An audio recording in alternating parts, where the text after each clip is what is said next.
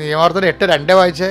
നിങ്ങളുടെ ദൈവമായ കർത്താവ് നിങ്ങളെ എളിമപ്പെടുത്താനും നമ്മളെ എളിമപ്പെടുത്താനും തന്റെ കൽപ്പനകൾ അനുസരിക്കുമോ ഇല്ലയോ എന്നറിയാൻ